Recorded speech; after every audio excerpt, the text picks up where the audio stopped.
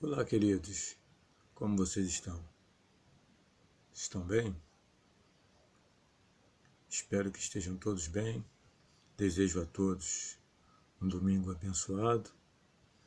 Que Deus continue com a sua boa mão sobre as vossas vidas para vos livrar e vos guardar de todo mal. Estamos aqui hoje para mais uma vez estarmos fazendo menção da poderosa palavra de Deus.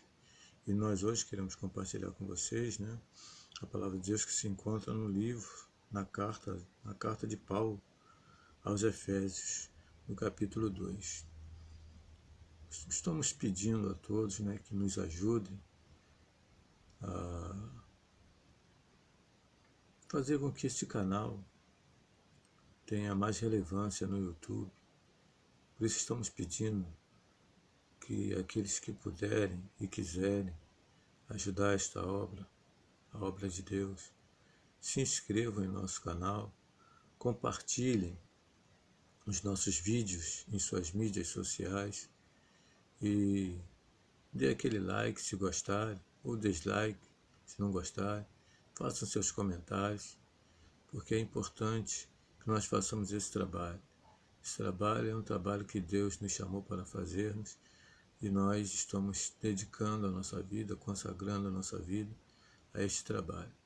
Então, eu agradeço a todos os que já se inscreveram, todos aqueles que já deram seu like e todos que têm feito seus comentários. Meu muito obrigado e espero que aqueles que ainda não se inscreveram, venham a se inscrever para estar nos ajudando. Tá ok? Meu muito obrigado. Então, a palavra de hoje, como eu falei, se encontra na carta de Paulo aos Efésios, capítulo de número 2, do versículo 1 ao versículo de número 8, que nos diz assim a palavra de Deus. Ele vos concedeu a vida, estando vós mortos nas vossas transgressões e pecados, nos quais andaste no passado, conforme o curso deste sistema mundial, de acordo com o príncipe do poder do ar, o espírito que agora está atuando nos que vivem na desobediência. Anteriormente, todos nós também caminhávamos entre eles, buscando satisfazer as vontades da carne, seguindo os seus desejos e pensamentos.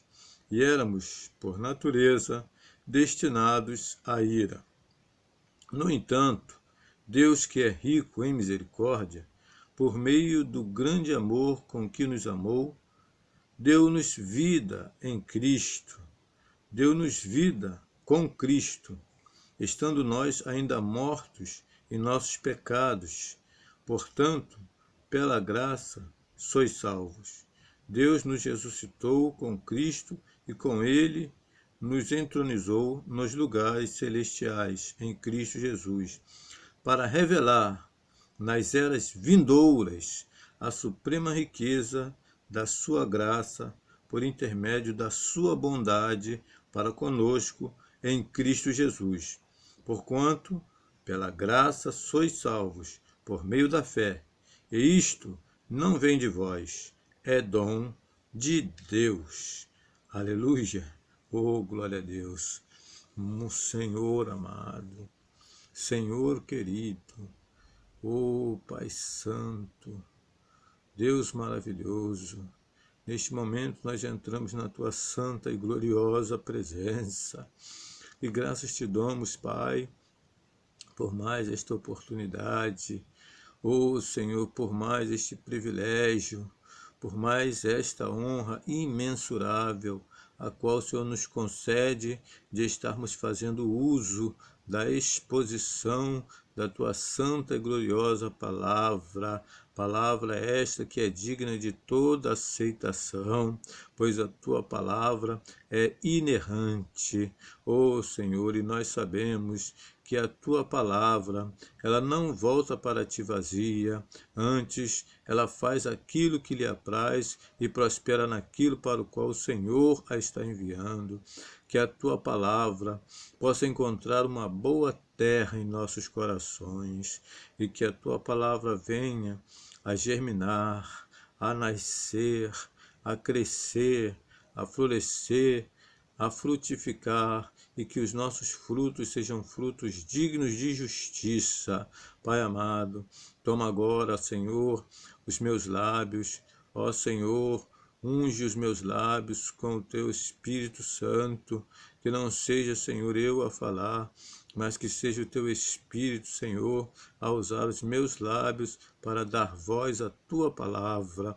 Fala conosco, Senhor, pois nós estamos aguardando uma palavra da parte do Senhor.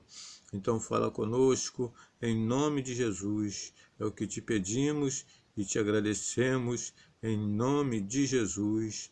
Amém. Meus amados e queridos, palavra poderosa e maravilhosa da parte de Deus. Deus começa, nos dizendo, aleluia. A palavra de Deus começa nos dizendo assim: Ele vos concedeu a vida, estando vós mortos nas vossas transgressões e pecados. Oh, aleluia! Nós estávamos mortos. Nós estávamos mortos em nossas transgressões e em nossos pecados. Aí eu te pergunto: alguém ressuscita um morto para tornar a matá-lo? Não. O desejo de Deus não é que nós venhamos a morrer. Se nós estávamos mortos, bastava Ele deixar-nos mortos. Mas Deus nos amou de tal maneira que Ele entregou o seu Filho unigênito para que todo aquele que nele crê não pereça, mas tenha a vida eterna. Deus prova o seu amor para conosco, que Ele entregou o seu Filho Jesus para morrer em nosso lugar, sendo nós ainda pecadores. Oh, aleluia! O amor de Deus é imensurável. Deus te ama, meu irmão. Deus te ama, minha irmã. Não importa o que as pessoas façam com você. Não importa o que as pessoas falam de você. O importante é aquilo que Deus falou e fez por você. Deus falou: eis que eu vos chamo para uma vida nova. Deus falou que os pensamentos que Ele tem sobre nós não são pensamentos de mal, mas são pensamentos de bem, para nos dar o fim que desejamos. Oh, aleluia! Louvado seja Deus! Ninguém ressuscita um morto para matá-lo. Já está morto. Se o ressuscitou, é porque quer que ele viva. E Deus nos ressuscitou dos nossos pecados para que nós possamos viver diante dele, viver uma vida de consagração, uma vida diferenciada, uma vida que venha a ser um exemplo, para as pessoas que nos vejam. Então, por isso Deus nos tirou da vida que nós vivíamos, da vida que nós levávamos, para que agora nós possamos ser os frutos da obra de Deus. Quem olhar para nós verá o fruto da obra de Deus, porque quem nos conheceu no passado e nos conhece hoje, agora que nós estamos na presença do Senhor, dizem: pô, como é que pode, hein? Como é que fulano mudou? Meu rapaz, isso aí só é coisa de Deus mesmo. Porque só Deus para fazer o que ele fez na vida de fulano. Porque fulano, eu jamais pensei que fulano fosse ser uma pessoa assim conforme ela é. Porque fulano era uma pessoa terrível. Mas agora ele é uma pessoa que a gente quer se aproximar dela. É uma pessoa que ela é um exemplo para as nossas vidas. Porque Deus, ele te ressuscitou. Você estava morto. Você já viu um morto há muito tempo? O que acontece? Ele exala mal e ninguém quer ficar perto. Mas Cristo, ele nos ressuscitou e tirou de nós todo o mau odor. e agora nós temos o perfume de Cristo. Oh, aleluia! Deixemos a desobediência. Aleluia!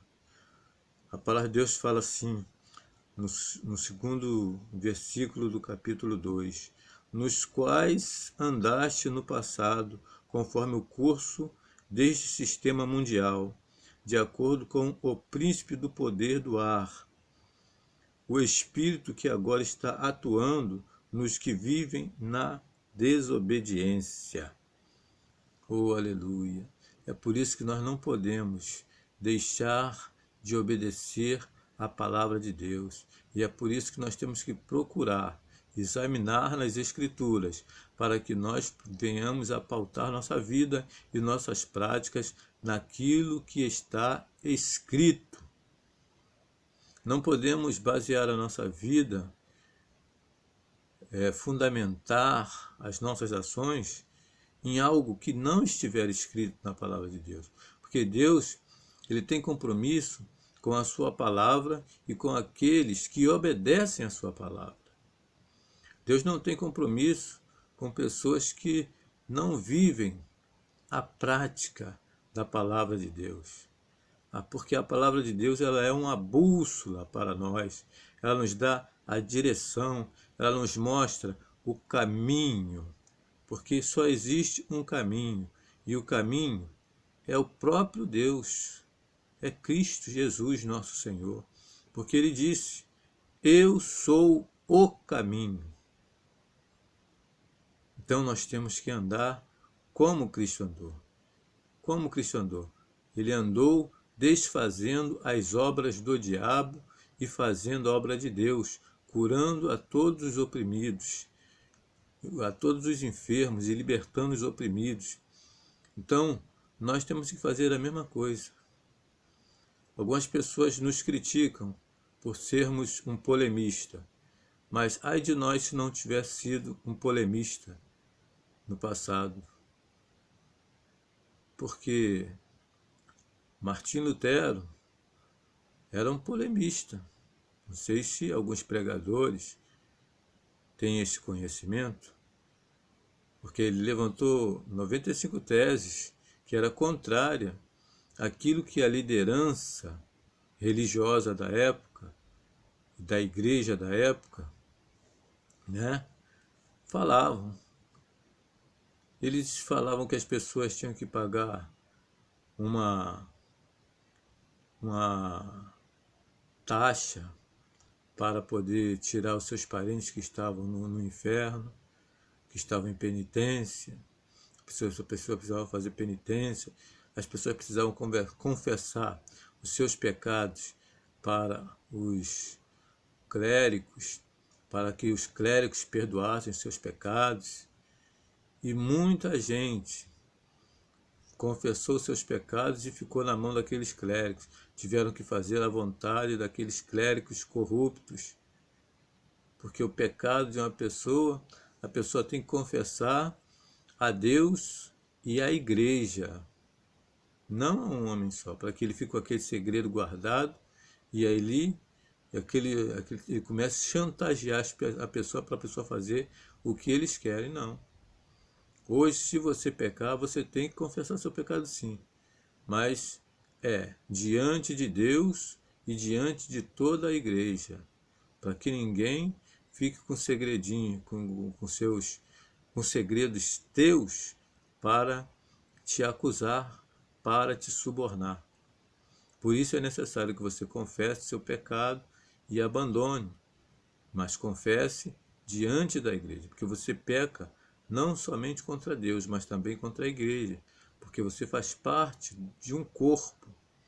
E quando um membro adoece, os outros membros, quando um membro adoece do seu corpo, você usa os outros membros para curar. Por exemplo, você tem uma ferida na perna, você vai usar as suas mãos, que também é membro do seu corpo, para curar essas feridas. Por isso, você tem que confessar o seu pecado, não só para Deus. Tem pecado que você deve confessar somente para Deus, porque você pecou somente contra Deus. Mas tem pecado que você pecou contra Deus e contra a igreja. E o Espírito Santo, ele te dá o discernimento para você compreender quando você tem que fazer esse tipo de confissão. Porque você peca, nós pecamos. Porque a nossa natureza, nós somos homens, a Bíblia diz que todo homem peca. É impossível que nós não venhamos a pecar. Às vezes um motorista te larga a pé, você está atrasado para ir a algum compromisso, alguma coisa, e aquele motorista passa, você dá o sinal, ele está vendo, você dá o sinal, ele vira a cara para o outro lado. Você fica aborrecido. Muitas das vezes você até xinga, né? Mas logo depois você pede perdão, Senhor, me perdoa. É um pecado que você pode pedir perdão só a Deus. Você não xingou a pessoa, você xingou ali fora, o carro já passou, já está longe, você não xingou a pessoa. Você só xingou uma motorista do inferno, uma coisa assim, qualquer coisa que não seja agradável, né? Você falou uma palavra desagradável, não palavrão, porque crente não fala palavrão, mas fala infeliz, né? Aí você deve se arrepender e pedir perdão a Deus, né? Aí você é um pecado que você pede perdão. Mas quando você peca, um pecado que ele envolve, Deus começa a te cobrar no seu coração, aí você deve confessar o seu pecado a Deus e confessar também à igreja, porque você pecou contra Deus e contra a igreja do Senhor.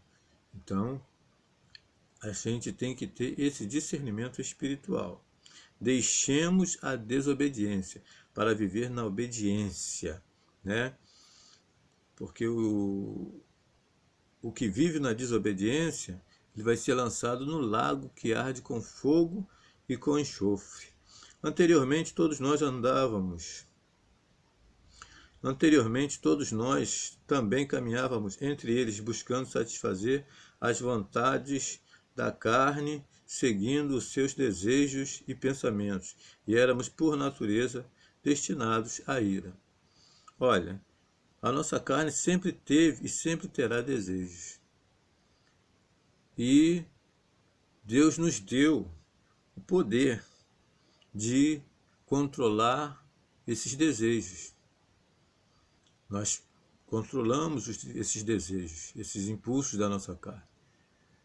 Alguém fala alguma coisa contra você, você gostaria de repente, fazer alguma coisa contra aquela pessoa. Por que você não faz? Porque você tem o Espírito Santo. E o fruto do Espírito Santo, chamado temperança, está sobre a tua vida. Então você não faz nada contra aquela pessoa. Você não é uma pessoa vingativa. Você perdoa aquelas pessoas. Por quê? Porque você lembra que quando Jesus estava na cruz, Jesus falou, Pai, perdoai-os, porque eles não sabem o que fazem.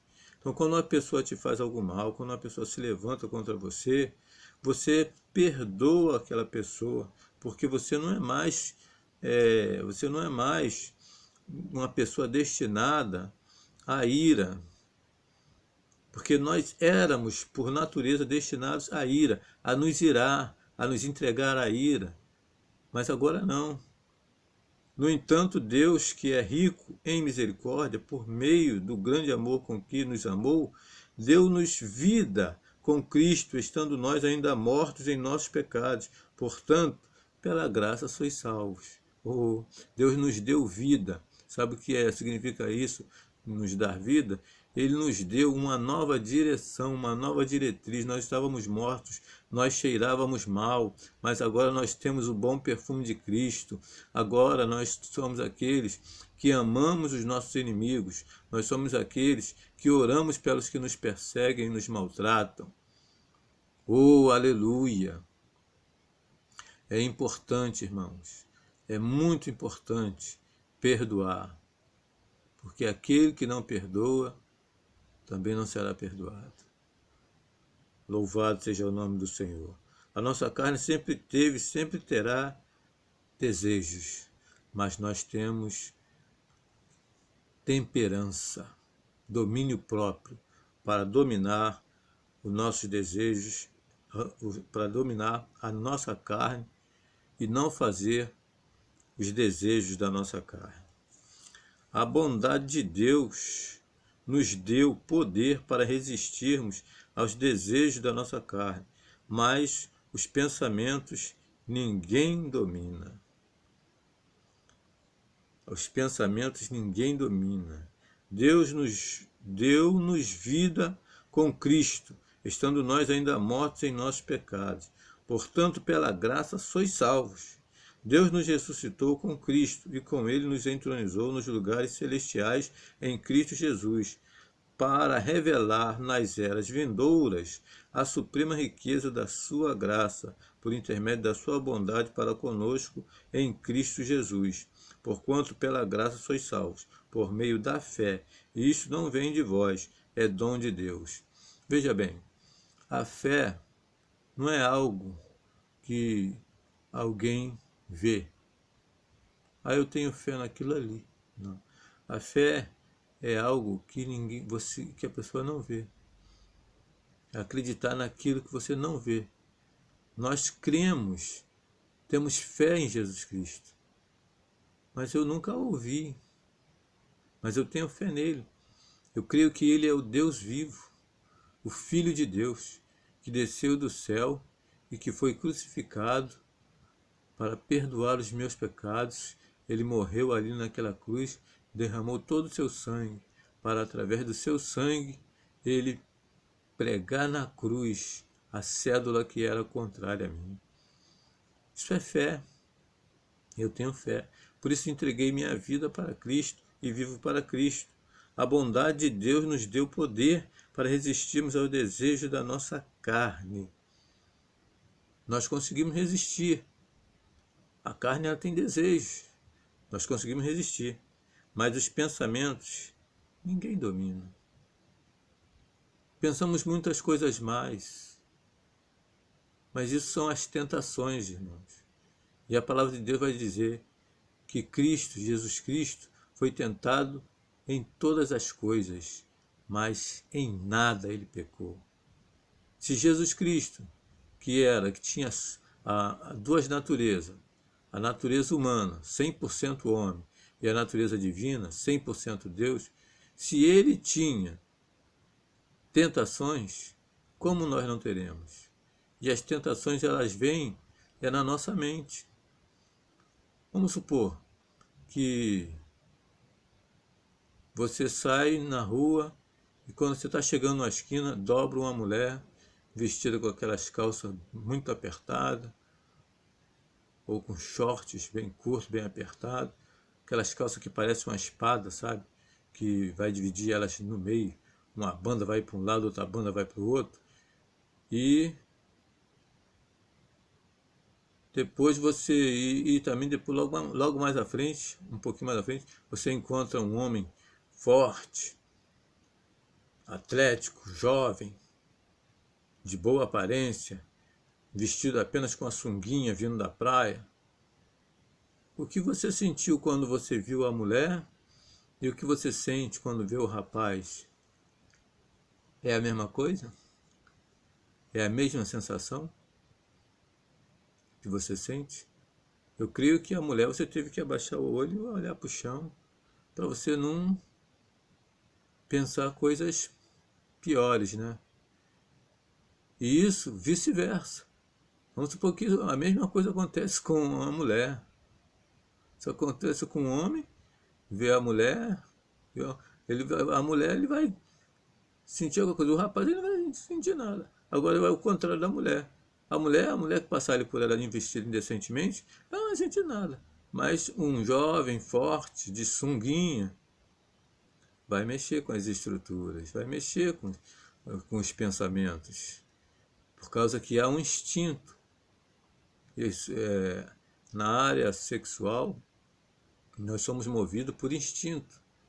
Mas também, Deus nos dá poder para fugir dos nossos instintos. Deus, ele não nos deu poder para nós resistirmos a esses instintos. Porque se fosse assim, José não teria corrido e largado a capa lá, desesperado. Ele correu, já largou a capa com tudo, porque ele já devia estar numa situação difícil com aquela mulher ali, A mulher não devia estar com roupas decentes, mas com roupas bem provocativas para atrair o desejo de José por ela. E José, quando viu que a coisa estava ficando estreita, ele fugiu. E Paulo, em suas cartas, vai dizer para Timóteo: Timóteo, foge dos desejos da mocidade.